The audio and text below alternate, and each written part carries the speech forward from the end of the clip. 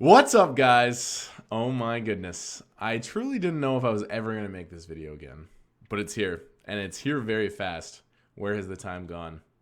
If you were watching this video, I am currently in sequester for Big Brother Canada Season 5. Oh my goodness! I am in sequester for Big Brother Canada Season 5. It is 1 a.m. on March the 3rd. I am in a couple hours going to jump on a plane, go to Toronto, and I'm going to be sequestered from the outside world in preparation to compete once again in Big Brother Canada. Oh my goodness. I first competed in Big Brother Canada in Season 3. I had a very mediocre 9th place, but we had a blast doing it. We did a lot of crazy things, and I was pretty shocked. They phoned me about 2 weeks ago. They said, hey, do you want to play again? I had to think about it, absolutely. This time I had to think about it. When I first played on Season 3, it was a snap decision. It was the best moment of my life. But thank you guys so much. My Twitch stream and my YouTube channel have had a lot of success lately. I just got nominated for Twitch Streamer of the Year. I was down in the LA Poker Awards just a few days ago. My Twitch stream is really, really massive. The poker has gone really well lately. And it is kind of hard to leave at the same time. So I did have to think about this. But in the end, I think this is a long-term great opportunity for not only my Twitch stream, but just for, life. Like, how often are you going to get asked to play Big Brother Canada, let alone second time? So I felt like when they phoned me, I just had to answer the call, and I have to go compete. So I stopped Twitch streaming immediately. As soon as I got the call that I had a chance to play Big Brother Canada Season 5, I thought about it for one day, and I said, yes, let me go do this. I'll play my best.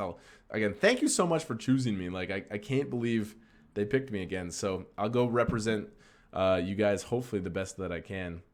So I said yes. And immediately I stopped Twitch streaming. I took my poker and everything. Even though we've had tons of momentum, we were peaking in poker. And I just put it to the side and I said, I have to prepare for Big Brother Canada. So the last 2 weeks, I went and visited my family, spent 4 days with them. And that was really good to see them before I went.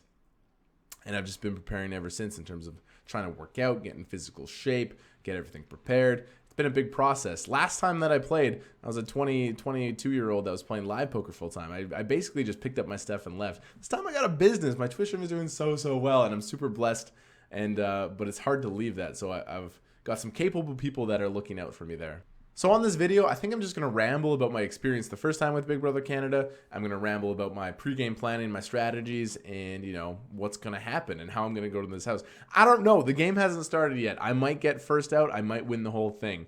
I think I'm a bit of a wild card person where I could be first out, I could be a target, or I could maneuver my way and go all the way. Like, there's really no telling. There's some players, I think, that are kind of guaranteed to go far and get maybe 5th, 4th, but I'm one that could bust early or go deep. So if you're betting money on me, it's definitely a gamble.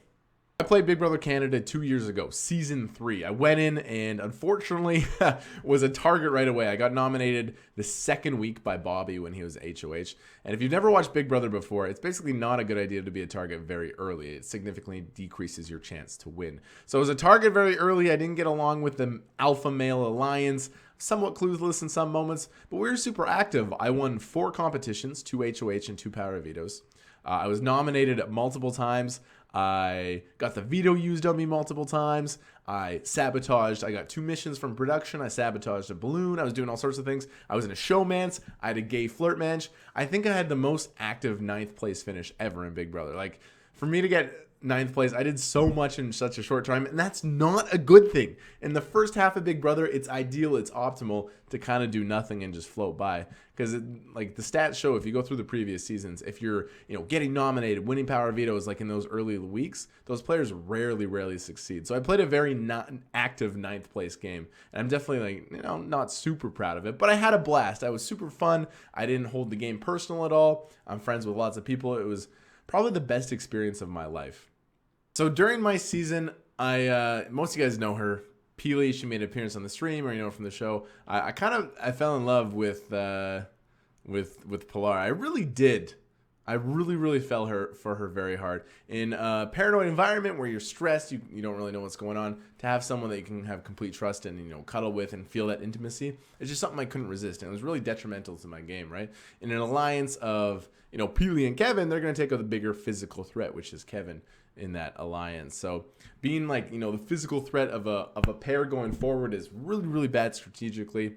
This time I am going to probably flirt and be friendly with the females for game purposes, but there will be no intimacy between me and another female. We are staying solo in that term in the Big Brother Canada house. First of all, for game, getting into showmance would just be devastating. Again, there's no way I would do that. And second of all, just in respect to Peely, like, we're really good friends. We're no longer dating. We dated for a while after the show, for those who didn't know.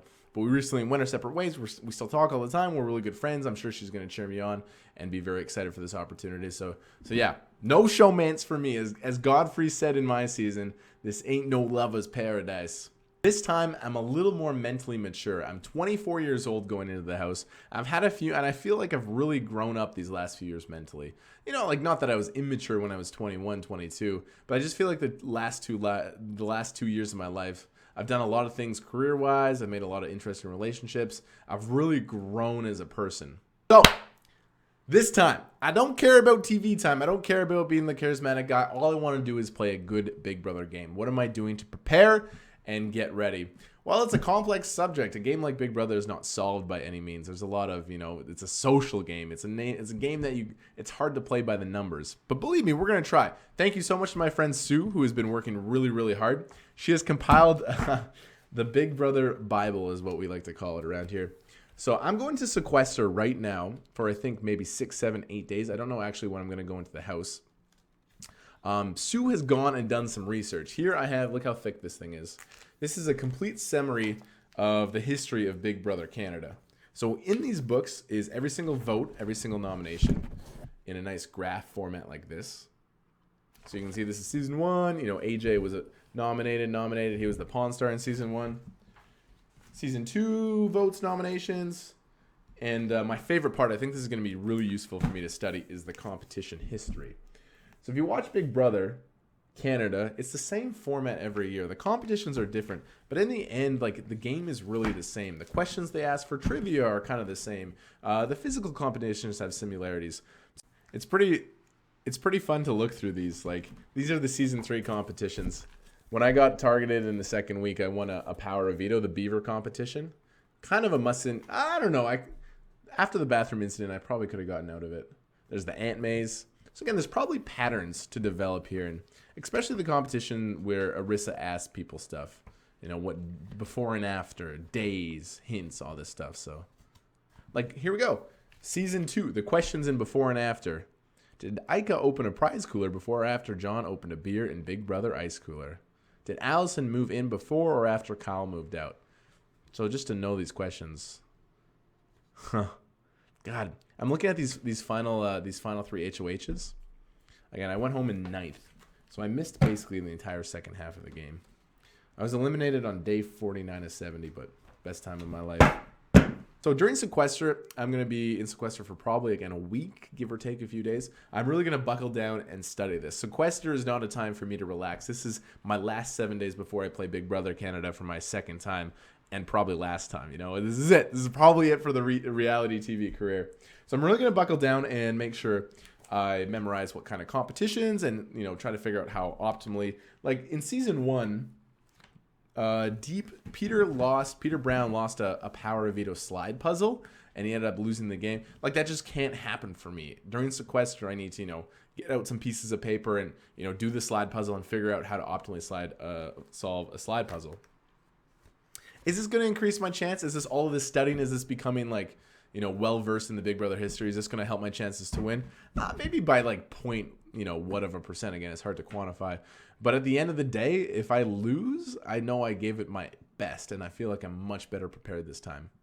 So yeah, challenges. Know what challenges are coming. Know what to memorize. Every single question that Arissa has ever asked contestants is in this book, and I'm going to make sure I look over this multiple times. Done. So step number 1 is learn about the challenges and know how to optimally solve them. Step number 2 is it's kind of goofy, but I went shopping today. I got some good equipment. I walked into the running store and I said, if you had to run a race for your life tomorrow and you just had to put up the best time, what shoe would you use? They gave me this one. They said this is the best shoe that's currently in Vancouver for running a race. All right, is that going to give me an edge? Meh. So I got the best shoe. This is kind of a nifty thing I picked up today. Endurance competitions is a common thing in Big Brother Canada, and a thing that males usually struggle at. So it's like stand on a piece of rope while cold water is coming on you. Stand in a little disc and, stand there for hours. These things can last multiple hours. And, I'll go through the history, but I don't think a guy has ever won like a true physical endurance competition. Being lightweight, being a fragile female, these like small girls are always the ones that are able to hold on the longest just because they have the least amount of body weight to keep up. But that being said, you know, if a true endurance competition comes up, I want to give myself an edge. So I picked up this kind of cool shoe. Look at this. Individual toes. This is a shoe, a lightwear shoe that apparently mountain climbers use to, you know, grip rocks with their toes and their heels. Big Brother provides footwear for competitions, and I'm not exactly sure of the rules. Usually people just take the footwear and wear it, but like if I, you know, try to slip on my own shoes, there's edges to be pushed in these competitions, and this is my second and last chance. You know, I want to push every single edge. So even if I don't get to use this in a competition to give myself an edge and, you know, standing on something, again, at least I'm trying everything and I have all my bases covered. Similar thing, pair of gloves. These are gloves that mountain climbers use. In season 10 of Big Brother US, there was a house guest known as Ollie. He was famous for before endurance competitions, he would put on gloves. And, you know, it gives you better grip to hold the rope or whatever. I was like, how do they allow him to give him gloves? Again, will the Big Brother Canada producers allow me to, you know, kind of push the edge? Who knows? But, all right, so that stuff's going in my bag. That's pretty cool. This is the big one. This is the most important thing for me. A lot of people don't know that during season 3, we all had major sleep deprivation, and this is a major theme along season 1, 2, 3, 4. If you watch the house guests on the live feeds, they're really not sleeping. You're in a situation where you're paranoid. Everyone's lying to you. You're just really distressed. Like, this is not a normal place for a human to sleep. The lights are very bright. It's a produced, I mean, they want all their shots to be well lit. So these lights during the day are just scorching your eye, and it's just really hard to, you know, tune that out. Sometimes the producers regulate the sleep schedule as well. Like, they'll turn off the lights for, you know, 8 hours. You can get a full sleep, maybe 5 hours, maybe 4 hours. I truly believe I became sleep deprived during season 3. I was getting 2-3 hours maybe a night. And 2 to 3 weeks into the game, my brain really was mush. I was having trouble, you know, thinking through situations and having conversations. I was basically just a zombie. And if you go back to the season 3 live feeds, like I just, there's nothing there like 3 weeks into the game because I couldn't sleep. So I went, I've been on these sleeping pills for the last 2 weeks. I have sleeping issues in regular life. And when you add that with Big Brother, I mean, hopefully this helps. These have been really like knocking me out the last 2 weeks. And I got enough for the 3 months. So hopefully I maintain a decent sleep schedule, and that allows me to, you know, be alert and be able to talk to people, develop those social relationships, etc. So sleeping pills is massive. I'm going to the airport. I'm going to pick up an eye mask and hopefully some earplugs. So I just want to like cocoon out and get some sleep. An interesting thing this season is going to be discovering what the format is. So all 4 seasons, season 1, season 2, season 3 of Big Brother Canada were all newbies. This last season was a bunch of newbies, and they actually threw in 2 international players. They had one from the UK, Nikki Graham. They had one from Australia, Tim Dormer. And they both did fantastic. They both made like 6th and 3rd, respectively. Like, they both went really, really deep. And I don't know, there's general rumors going around about some potential, you know, international house guests. People are throwing around this idea that it's Canada versus the world, or it might be Canadian alumni versus newbies. Maybe it's a full all-stars. The rumors have just been flying, and we've tried to ignore them because basically there's no way I'm going to find out for sure, and I just have to, you know, look and pay attention to see what is going on day one when I enter. Now that you're watching this video, the cast has been released. I mean, you probably know what the format is and what the twist is here, and I'm just sitting in the dark. So format's going to be really interesting. What happens if I'm playing, I mean, I assume I'm playing with a bunch of other Canadian alumni, is I have to, you know, align with the alpha males. The alpha males in the history of Big Brother and US and Canada, they usually control the first 3 to 4 weeks. And I really had a tough time communicating with the alpha males in my season. For whatever reason, I couldn't really communicate with Greg in the house. I had a tough time talking to Bobby. Bobby and I turned out to be like mortal enemies. We just couldn't communicate. Bruno and I didn't have a connection in the game. I was always clashing with these alpha males. And being somewhat of a physical threat outside of that alliance, it really put me in the hot seat, and it made me play a more active game than I wanted to. So this season, as soon as I go in, I think I'm going to identify the alpha males and, you know, try to become their buddy. You know, ask to work out with them. Hey, dude, how do you lift this much weight? You know, kind of pump their ego. Hey, like, are the, you know, boom, boom, boom, boom, boom, and dive into that deep social relationship. So last time going in, I knew that social game was important, but I didn't really understand how it functions. I thought generally like, being a happy guy, talking to people, laughing, being generally charismatic, I thought that was going to be good, but it really wasn't. It was really shallow. I didn't really ask about, their stuff back home. I didn't really ask about their families too much. I didn't ask about their motivations in life. So I think to form these deep relationships, I'm really going to have a lot of one-on-ones with people and really ask and try to learn what motivates them in life. And, Jordan Parhar in my season did a really good job of that. A lot of people don't think Jordan was a good player because the week that he went out was a huge disaster. But up until then, he played I think the best game in my season until week 5 where everything went wrong. So shout out to Jordan Parhar. Jordan actually gave me one of his shirts. Jordan has had an inkling that I'm going on this season. So just in case, he gave me one of the shirts he wore during season 3. He said, this is my good luck charm.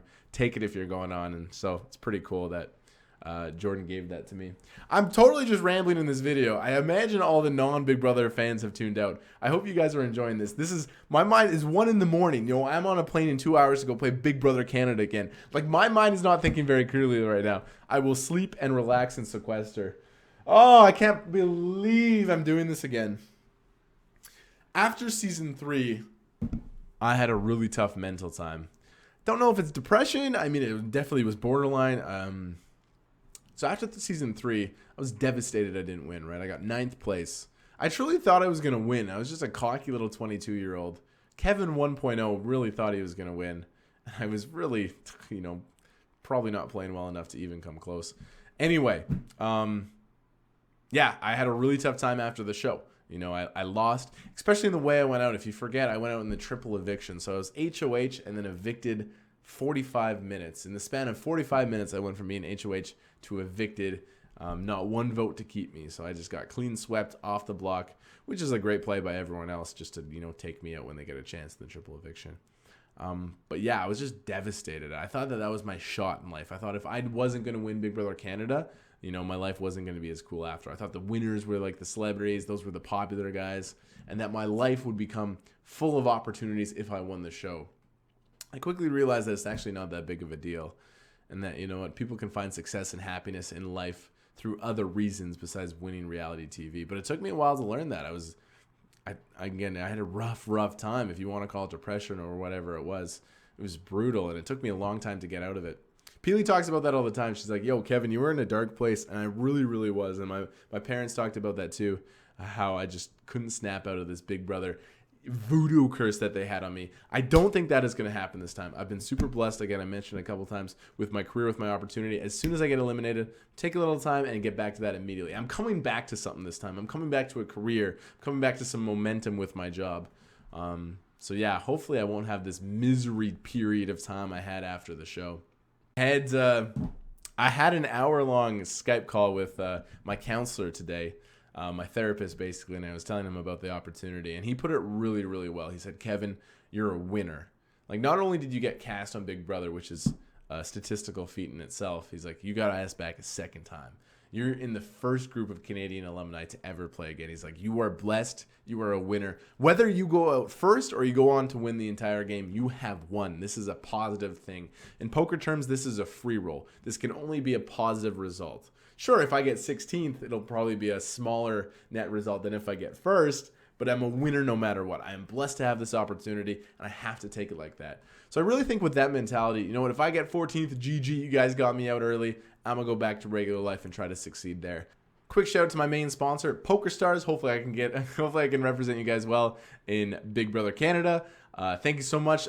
While I'm in the house, it's going to pass a 1-year anniversary that I've been a sponsored Team Online professional PokerStars member, and I'm just super glad to be part of that team, and I can't wait to get back and play some more poker. I just want to say thank you one more time to all the people that subscribe to my YouTube channel, support me, all the people that hit me up on social media, all the people that follow and sub to my Twitch channel. You guys have provided me with a pretty cool job the last 18 months. I will get back to Twitch streaming. I will get back to poker. That is my passion. I love it, but I got to go try to conquer this first and do my best. And long term, I will get back to poker immediately after this game is over. Well, you never know what mental state you're going to be in after a social experiment like this. So I might need a little time to debrief, but guaranteed I will be back to poker as soon as I can. Lastly, I mean, thank you guys for your support during the season. If you want to get on Team Kevin, please do. I'm sure there's going to be some votes. There's going to be some moments. I'm going to try to align with power players. I do not want to play nitty this time. I'm not going to be a nit. I'm going to play a power game. I'm going to work with big players. I'm going to take some shots. I'm going to go after some targets. I'm going to find those deep relationships and, remember people's birthdays, remember people's social life. God, I'm so excited to play. I can't believe I'm playing again. The excitement is just oozing out of me. I'm so enthusiastic about this game, and I can't believe they asked me back. It's awesome.